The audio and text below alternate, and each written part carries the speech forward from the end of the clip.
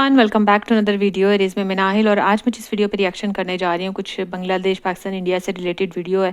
Video का link और title आपको मिलेगा डिस्क्रिप्शन बॉक्स में। STS ब्रांड इनके चैनल का नेम है, ज़रूर से चेकआउट कीजिएगा इनके चैनल को। और अगर आप मेरे चैनल पर नहीं हैं और अभी तक सब्सक्राइब नहीं किया so do subscribe, like this video and share. So जल्दी से बढ़ते हैं वीडियो की जानिब और देख लेते हैं ये वीडियो। बांग्लादेश ने और पाकिस्तान ने मिलके हिंदुस्तान को फंसा लिया। बांग्लादेश के और इंडिया के रिलेशन थोड़े खराब हुए हैं। ये नई गवर्नमेंट आई है मोहम्मद यूनस की, तब से पाकिस्तान के साथ कुछ ना कुछ रिलेशन बेहतर हैं। तो आपको लगता है कि मिलके फंसा लिया? वहाँ पे अगर मंदिर डिमोलिश किए जा रहे हैं या हिंदू बरादरी पे जुल्म किया जा रहा है तो देखें दोनों साइड से हिंदुस्तान जो है वो फंस गया है। और दूसरे नंबर पे मिनोरिटीज को लेके आए दिन वहां से कोई ना कोई खबर आती है कि भाई कभी मंदिर डिमोलिश या कभी ये सब चीजें देखने को मिल रही हैं। सबसे पहले तो बांग्लादेश के हवाले से बताएं, जो पाकिस्तान के मीडिया पे खबरें चल रही हैं जी, पाकिस्तान ने और बांग्लादेश ने मिलके, क्योंकि हम देख रहे हैं जब से पाकिस्तान और बांग्लादेश के और इंडिया के रिलेशन थोड़े खराब हुए हैं, ये नई गवर्नमेंट आई है मोहम्मद यूनस की, तब से पाकिस्तान के साथ कुछ ना कुछ रिलेशन बेहतर हैं। तो आपको लगता है कि मिलके फंसा लिया और बड़ा मतलब यह है कि इंडिया को परेशानी आप कह रहे हैं जो कि मिलके फंसा लिया? जब पाकिस्तान और बांग्लादेश इकट्ठे थे तो तब हमने कब तक मिलके फंसा लिए? तो तब भी तो है ही एक ही कंट्री, तब तो एक ही कंट्री था ना, तब भी बांग्लादेश अलग हो गया था। लेकिन आपने जो बात किया कि वहाँ पे अगर मंदिर डिमोलिश किए जा रहे हैं या हिंदू बरादरी पे जुल्म किया जा रहा है तो देखें, जब भी इंसानियत के ऊपर जुल्म होगा, चाहे उनका किसी भी मजहब के साथ ताल्लुक हो, ठीक है, हमें इस बात पे नहीं जाना चाहिए कि उसका किसके साथ, वो हिंदू है, वो हिंदू क्रिश्चियन है, मुसलमान है, सिख है, जो भी है, ठीक है, ह्यूमन डिग्निटी में सब इंसान बराबर है। तो अगर वहाँ पे इस तरह की बांग्लादेश के अंदर जो खबरें आ रही है कि डिमोलिश किए गए और जुल्म किया गया, अगर ऐसा किया गया तो हम इसकी मुजम्मत करते हैं। और मेरे ख्याल से उन्हें ये फेस करनी पड़ेंगी फिर ये चीजें। जैसा वो अगर वो कर रहे हैं तो इन चीजों का उन्हें जो है वो कुछ ना कुछ रिजल्ट भी सामने आएगा, रिएक्शन सामने आएगा। इवन इंडिया के जो हिंदू हैं वो बड़े गुस्से में है, वो तो बॉर्डर पे जा पहुंचेंगे, हम जाके देख लेंगे। जी, उसका गुस्सा, गमो गुस्सा पाया जाता है। जाहिर है कि अगर मुसलमानों पे कई जगह पे होता है उनके साथ जुल्म होता है तो हमें गमो गुस्सा पाया जाता है, वैसे हिंदुओं को भी पाया जाता है। तो उन्होंने कहा है कि वो तो बॉर्डर तक पहुंच गए हैं कि हमने इनके साथ ट्रेड ही बंद कर देंगे। उनके साथ बिजली सारी उधर से आ रही है ना, तो अगर बिजली बंद कर देंगे इनके साथ, जो तो दूसरे हमारी ट्रेड जितनी भी चल रही है इनके साथ खत्म कर दो। और अगर ऐसे हो जाता है तो बांग्लादेश के लिए बड़े मुश्किल हालात पैदा हो जाएंगे। अगर आपके एक मुल्क की बिजली जो है वो आपकी टोटल उसके ऊपर चल रही है, ठीक है। अच्छा, दिखाया या बताया जो हमें जा रहा है कि दो कंट्रीज, यानी पहले एक ही था पाकिस्तान बांग्लादेश, एक ही था 1971 से पहले।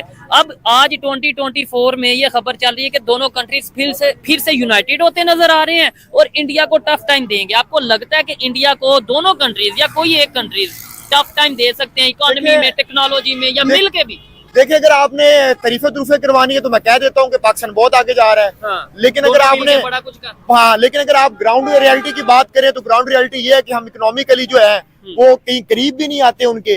आप ये देखें कि वो 2025 के एंड तक जो है वो खबरें आ रही है वो चौथी लार्जेस्ट इकोनॉमी बन जाएंगे, ठीक है। और हमें क्या टेंशन है कि अगले 4 महीने में डिफॉल्ट ना कर जाएं। और आप कौन सी बातें कर रहे हैं जी कि हम ये कर देंगे?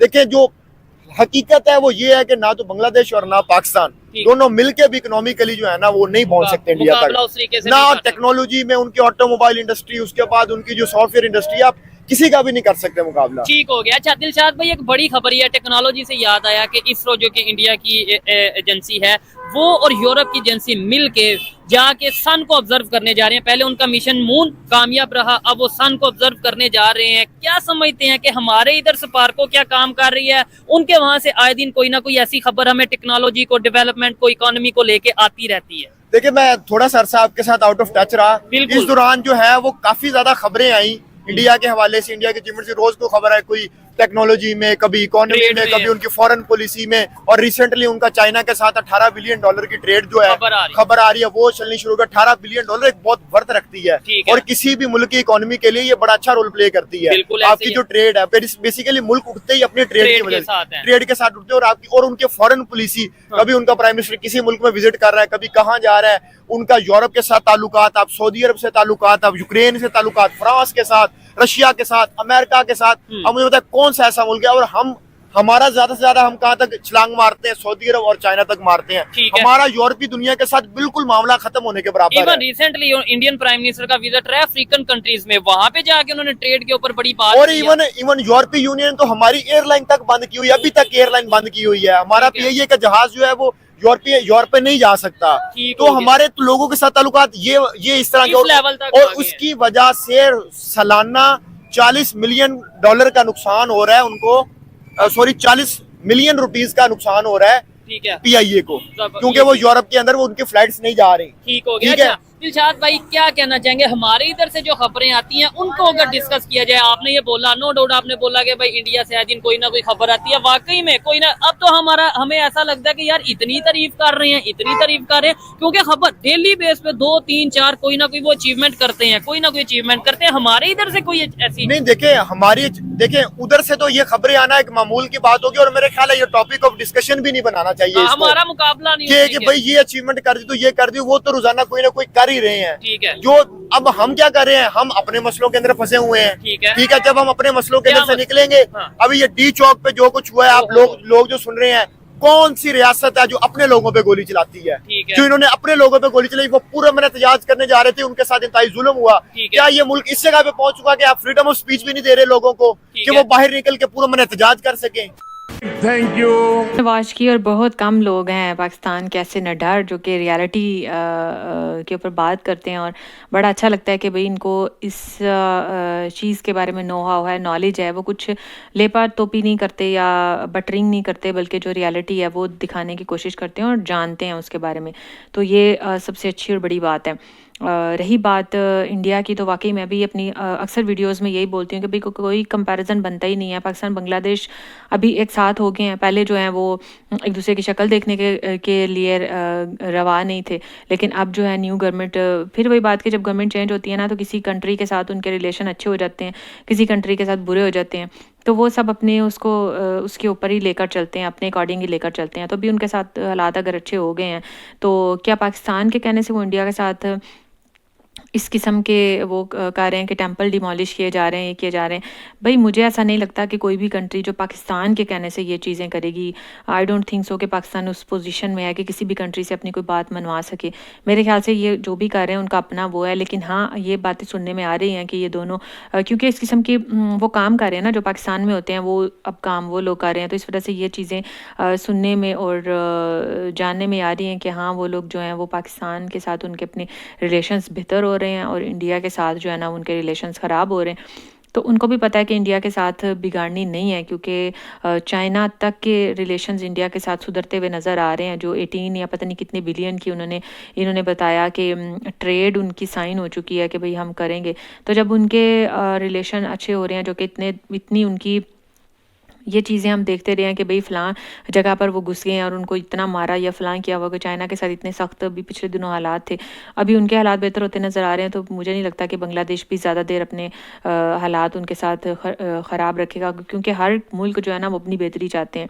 और रही बात इंडिया की, भाई उनका वाकई मुकाबला नहीं किया जा सकता।